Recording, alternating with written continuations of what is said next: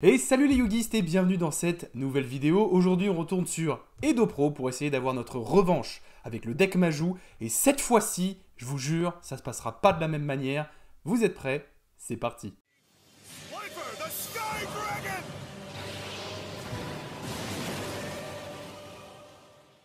Bon alors déjà, pourquoi cette fois-ci ce sera différent? Eh bien écoutez, rien que pour vous, j'ai décidé de faire un deck Majou à 40 cartes. Ici, vous voyez qu'on est à 42 cartes. Donc évidemment, on va jouer x3 notre graine Majou, x3 notre Gizmek Orochi, toujours x3 aussi notre visage nécro, histoire de recycler nos cartes bannies et potentiellement continuer notre loop de gain de points de vie. On va jouer évidemment le migrateur dimensionnel parce que, encore une fois, c'est bien trop fort dans le deck, c'est une entrap gratuite, nous on peut jouer avec le bannissement, on cherche même à bannir nos cartes, alors que l'adversaire, s'il joue un deck un peu méta, ça risque d'un petit peu l'embêter. Ensuite, évidemment, on va jouer 3 fissures dimensionnelles, toujours pour embêter l'adversaire, pour nous arranger. 3 absorptions de l'âme, tout simplement parce que eh bien, ça va aller bien trop vite le gain de points de vie avec ce deck. Il suffit d'un petit beau des désirs, on banne 10 cartes, on gagne 5000 points de vie avec seulement une absorption de l'âme. Je vous laisse deviner ce que ça fait quand il y en a par exemple 2 ou 3 sur le terrain. C'est ridicule. Ensuite, malheureusement, parce qu'il est limité à 2, eh bien, on va jouer le pot des désirs. On va jouer le pot de prospérité, tout simplement parce qu'il banne aussi de l'extra deck et il nous permet de regarder jusqu'à 6 cartes du dessus de notre deck. C'est bien trop fort. Ensuite, on va jouer le bon Macrocosmos qui est maintenant à 3. Grâce à la nouvelle banlist, on peut le jouer, lui et la fissure, en 3 exemplaires. On va clairement pas s'en priver. Ensuite, histoire de burn, on va jouer la dynamite DD. C'est toujours très bien. Ça peut tirer une win, ça peut tirer une épingle du pied. Au cas où un Majou n'a pas suffi, et bien derrière, l'adversaire a par exemple 10 cartes bannies, on lui met 3000 points de dommage dans la tête, c'est toujours très bon à prendre. Enfin, parce que ça se mélange trop bien avec le deck, on va jouer notre petit packing danger, principalement composé des dangers de niveau 8. Donc Bigfoot, quand il est discard, il nous permet de péter une carte face recto sur le terrain du côté de l'adversaire. Oiseau du tonnerre qui nous permet, quand il est discard, de cibler une carte magie ou piège posée du côté adverse et de la péter. Ogopogo qui nous permet, quand il est envoyé au cimetière, et bien tout simplement d'envoyer une carte danger depuis notre deck au cimetière. Donc souvent on va foolish l'équipe d'intervention danger car ça va nous faire recycler nos dangers et piocher. Et enfin on va jouer en x1 bien sûr Tsushinuko et Jackalope qui nous permettent d'aller chercher les dangers qu'il nous faut ou de se respect au besoin. Enfin, ça c'est la petite nouveauté, on va jouer transaction, tout simplement parce que c'est bien trop fort dans le deck en finale. Ça nous permet de piocher 2 en échange de discard un monstre de niveau 8. Si on discarde nos dangers, ça fait leurs effets. Si on discarde Orochi, et bien derrière on peut le respect en échange de bannir 8 cartes du dessus de notre deck. En résumé, c'est beaucoup trop fort. Donc sans plus attendre, moins de blabla, plus de duels. C'était la petite présentation des nouveautés du deck. Beaucoup raccourci, comme je vous le disais, c'est la première fois que je joue un deck Majou avec autant peu de cartes. Et très honnêtement, j'ai fait quelques tests avant cette vidéo. Ça marche vraiment très bien. C'est très dynamique, les cartes s'enchaînent énormément bien entre elles, et très honnêtement je pense que cette version-ci peut aller en format compétitif sans problème, mais ça on verra ça dans la vidéo. Bon écoutez, je trouvais personne en casual, alors on va commencer en compétitif direct, on est chaud, on est comme ça. Alors, voyons voir, alors pour commencer, notre main de départ elle est vraiment excellente, tout simplement parce qu'on a transaction et qu'on a Orochi. En face, ça joue du coup le nouvel archétype Kashtira, très bon archétype bannissement. C'est ça qui va être très intéressant. Vous voyez là déjà, il a 10 cartes de banni. On a la petite dynamite DD là, tranquillou dans la main. Vous savez ce que ça veut dire? Ça veut dire qu'on peut lui faire très mal. On va certainement lui mettre 3000 points de dommage dans la tête. Et il a un tour plutôt court avec seulement un monstre en mode défense et valet mortuaire. Et bah écoutez, moi ça me va très bien. C'est un bon tour pour moi ça. Je vais invoquer du coup Gizmek Orochi. Il va regarder mon extra deck et bannir une carte parce qu'une carte a été bannie. Ça c'est l'effet de licorne Kashtira. Je me suis intéressé un petit peu au deck, j'ai essayé de faire un mélange avec Majou, mais bon, vous voyez ce que ça a donné, c'était pas non plus incroyable. Alors, et bah écoutez, pour commencer, on va activer un petit pot des désirs. Il va pouvoir refaire son effet de licorne Kashtira, de me bannir une carte de mon extra. Alors, on a pioché 2 du coup. On va activer, même si ça risque de peut-être l'avantager, eh bien, notre fissure dimensionnelle. C'est toujours très correct. Ensuite, on va activer transaction. On va pouvoir défausser l'oiseau du tonnerre et piocher 2 cartes. Et on va essayer de s'invoquer notre danger Bigfoot. Jackpot.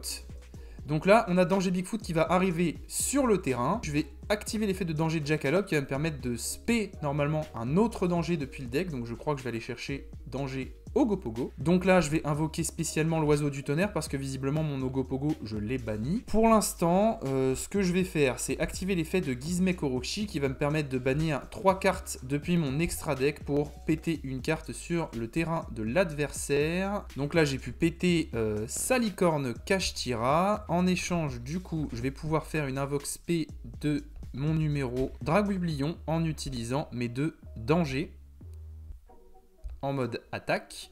Ensuite, je vais faire l'effet de Dragublion en détachant mon Bigfoot, histoire de refaire le numéro 100 Dragon Numéron en lui attachant le numéro 38 l'Espoir Annonciateur en mode attaque.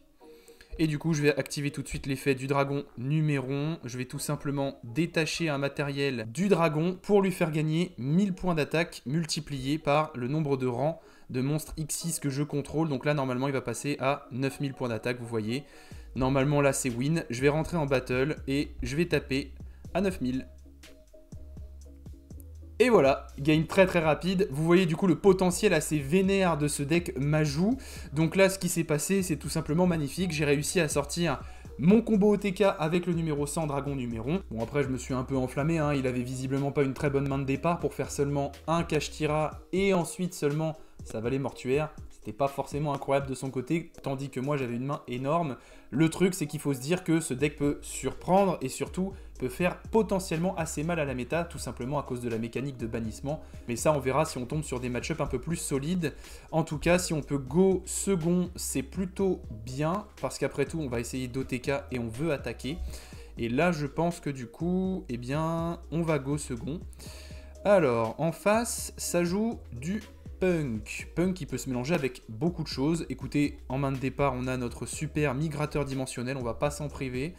On va activer son effet. Il a l'air de jouer un deck Punk pur, visiblement. Pour l'instant, on va le laisser faire, on va voir ce que ça donne. Je rappelle que là, on est en compétitif. Et là, vraiment, finir sur un board avec 2 monstres et 2 magies et pièges, et bah, c'est pas foufou. Moi, je vais faire mon petit Orochi en fin de tour, comme ça, je suis sûr qu'il n'est pas contré par ses magies ou ses pièges. Je vais pouvoir le mettre en mode attaque. Donc là, on va faire notre petit pot des désirs. On va ban 10 et piocher 2. De toute façon, même si on a 18 cartes bannies, déjà, on a un visage nécro, donc ça peut nous faire un gros ton. Là, c'est fantastique, on vient de piocher du coup un Bigfoot. Donc, on va utiliser transaction pour défausser Bigfoot, piocher 2 cartes et surtout péter un monstre sur le terrain grâce à l'effet de Bigfoot.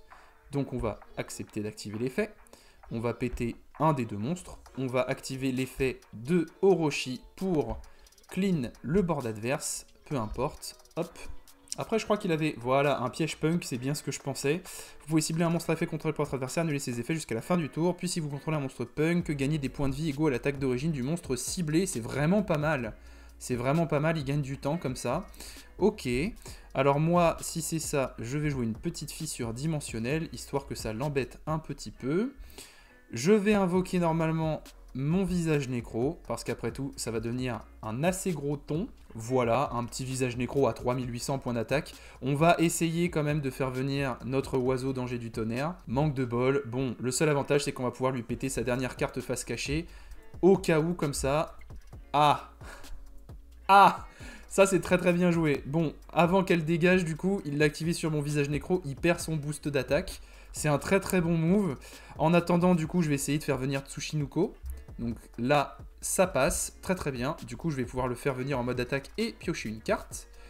Là, ça ne nous sert plus à grand chose. Je pense que le mieux pour le moment, ça va être de sortir notre soldat du lustre noir. Il va bien emmerder l'adversaire. Et surtout, vu qu'il va lui péter son monstre au combat, et bah ça va faire des trucs. Donc là, on va rentrer en battle. On va taper avec le soldat directement sur son petit Punk. Et du coup, on va activer l'effet du soldat du lustre noir. Mais alors, lequel on va prendre? Il va gagner 1500 points d'attaque. Ça, faut savoir que c'est permanent. Il peut faire une seconde attaque pendant le prochain tour et on peut bannir une carte sur le terrain. Je pense que là, le plus intéressant, c'est gagner 1005. On lui a clean tout son board. Il a utilisé ses cartes. et on va partir en fin de tour. Donc là, l'avantage, c'est que ça devient un gros mur à 4500 points d'attaque qui ne peut pas être ciblé ni détruit par des effets de cartes. Donc c'est plutôt pas mal. Le seul moyen de passer ça, c'est de le détruire au combat ou alors de faire un kaiju, un golem de lave ou ce genre de truc. Je pense qu'il est plutôt mal barré. Il y a moyen qu'il abandonne d'ailleurs à terme. Faut savoir qu'en plus, l'effet du soldat du lustre noir de gagner 1500 points d'attaque, eh bien ça va se faire à chaque fois qu'il va péter un monstre. Donc ça peut aller très vite et au bout d'un moment, ça finit par un OTK. Après, je vous avoue que je suis pas vraiment familier avec les punks et leurs effets. Je crois que ça fonctionne pas mal avec du bannissement et des synchros. Mais bon, voilà. Bon, il a abandonné. Vous voyez, je pense qu'il s'est dit que vraiment il s'en sortirait pas. J'allais le péter au combat et petit à petit, eh ben, j'allais tout simplement l'OTK. Après, en plus, si je piochais par hasard un danger ou un Orochi, j'aurais pu le discard sur transaction et encore faire leurs effets. Vous avez compris. En tout cas, ça fait déjà 2 games très rapides qu'on gagne en compétitif. Donc vous voyez que le deck Majou, cette fois-ci, il est refait correctement. J'avoue que ça a toujours été un de mes decks préférés, alors j'essaye d'être souvent un peu gourmand. J'ai envie de caler plein de choses dedans pour m'amuser et d'avoir plein de conditions de victoire. Bon et bah écoutez, on va s'en faire une petite dernière. Là on a une main de départ qui est incroyable. Si tout se passe bien pendant notre tour, on va sortir un Majou monstrueux. Quelque chose d'incroyable. Il va avoir 9200 points d'attaque si tout se passe bien et que je calcule bien, 10 cartes bannies avec le pot des désirs, 8 avec Orochi et 6 avec le pot de la prospérité. Et en plus de ça, on va pouvoir piocher 2 cartes et ajouter une carte la plus intéressante depuis le dessus de notre deck à notre main. Pour l'instant, en face, ça joue du Tiers-Mentation avec un petit peu de Kashtira. Ma main me donne un peu confiance. On va espérer que ça fasse quelque chose. Après, le gros problème de ce deck, vu qu'il est méta, c'est qu'il va jouer pendant le tour adverse. Donc on va voir ce qu'il me réserve comme surprise, mais bon, pour l'instant, je vois pas du tout de Ishizu, donc tout ce qui est Keldo, Agido, Mudora, etc. Donc ça, c'est plutôt une bonne nouvelle, parce que si jamais il jouait ça, le souci, c'est que je ne pourrais pas faire mon Orochi depuis le cimetière. Il me le remélangerait dans le deck, donc ça m'embête un peu. Après, je bannirais quand même les cartes, parce que c'est un coup, mais j'aurais pas le monstre sur le terrain. Après, visiblement, là, il est en train de nous jouer une version vraiment Tiers-Mentation Kashtira, donc ça je trouve ça très intéressant, c'est assez original. Je viens de voir un petit Mudora qui traîne dans son cimetière, donc je crois qu'il est en train de nous jouer une version un peu bâtarde de Tiers-Mentation Ishizu et en même temps un peu de Kashtira, c'est un sacré mélange. Et du Sprite, ok, bon il y a vraiment un kebab complet, salade tomate oignon sauce blanche. Donc là malheureusement on vient de se piocher un pot des désirs, ça va pas énormément nous aider. J'ai oublié de faire petit Orochi en fin de tour, mais écoutez, c'est pas très grave. Pour l'instant, on va tenter de piocher. On va essayer de défoncer sa negate de Crapaudylic, donc parfait. Il l'a fait passer là-dessus. Voilà, je vais chaîner Orochi pour espérer le passer et pas qu'il me le negate, donc ça c'est parfait. J'ai déjà 18 cartes de banni. Il récupère mon pot des désirs grâce à Crapaudylic, ça c'est très fort. Donc pour l'instant, il est en train de me chaîner les effets. Alors, Crapaudylic, du coup, on peut détacher un matériel de cette carte, invoquer spécialement un monstre grenouille depuis le deck. Une fois par tour, lorsque l'adversaire active une carte magie ou piège ou un effet de monstre, effet rapide, vous pouvez envoyer un monstre à quoi depuis votre main ou terrain face recto au cimetière, annuler l'activation. Si vous faites, détruisez-la. Puis, vous pouvez poser la carte sur votre terrain, c'est très fort. Et ce n'est pas une fois par tour. Donc là, par exemple, si je fais un pot de la prospérité, normalement, il va me l'annuler et en plus, il va me le chourer. Mais écoutez, c'est pas très grave, on va bannir 6. Nous, ce qu'on veut, c'est Norme Majou taper. On va prier pour que ça passe. Si ça passe, on win. Si ça ne passe pas, on perd. C'est ce petit côté casino que j'apprécie beaucoup avec le deck, c'est ça passe ou ça casse. Et moi, j'aime beaucoup aussi quand c'est bourrin. Donc là, bon, c'était prévisible, il va me negate mon pot de la prospérité. Il va chain une Kashtira qu'il a en main tout simplement parce que des cartes ont été bannies, donc ça doit vouloir dire qu'il peut l'invoque spé. Donc comme je vous le disais, ça joue beaucoup pendant le tour adverse en face. Après, là du coup, je sais qu'il a un pot des désirs, un pot de la prospérité. Ce qui est bien avec Edo Pro, c'est que ça me le marque. Après, il vient de me sortir du coup le boss monster Rulkalos des Tiers-Mentation. Donc normalement, il a une carte posée que je ne connais pas. C'est le moment où ça passe. Où ça casse. On va norme le grand Majou, qui a 9100 points d'attaque. Et normalement, ça ne suffit pas à l'OTK, malheureusement, tout simplement parce que, eh bien, la plus faible a 1004. Bon, écoutez, on va essayer. On va juste faire une battle. Et on va prier pour que ça passe, mais d'après moi, c'est mal barré. Après, attendez, 9100 moins 1004, bah on va voir, mais normalement ça suffit pas, malheureusement. Perd 7700 points de vie. Oh la vache, à 300 près, quoi. À une carte bannie, il était mort.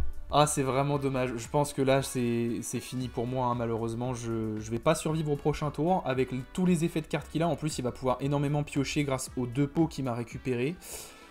Bon, je pense que je vais finir ce match par ma tête dépitée après une défaite alors que je suis passé à ça de la victoire. Mais bon, vous avez vu au moins du beau jeu, vous avez vu un Majou à 9600 points d'attaque, si ça c'est pas beau. C'est pas mon record d'ailleurs accessoirement, hein, mais c'est déjà très très beau.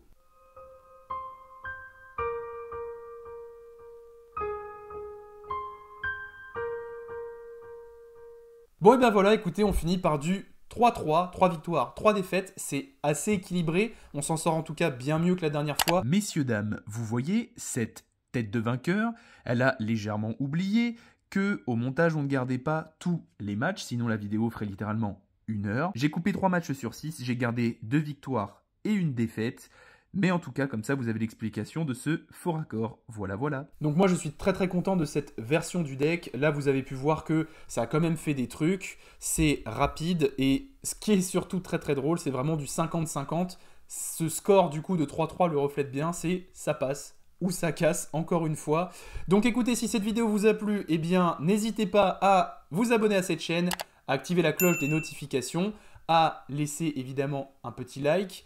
Et surtout, dites-moi dans les commentaires quel deck vous aimeriez bien voir sur Edo Pro. Les possibilités sont infinies, tout simplement parce qu'on peut crafter n'importe quel deck sur ce jeu. Donc, dites-moi quel archétype vous aimeriez voir à l'action. Suivez-moi sur les réseaux sociaux présents en description. Facebook, Twitter et Instagram. Vous serez au courant à chaque fois qu'une vidéo sort. Et sur ce, je vous dis à bientôt dans une prochaine vidéo. C'était Slifer.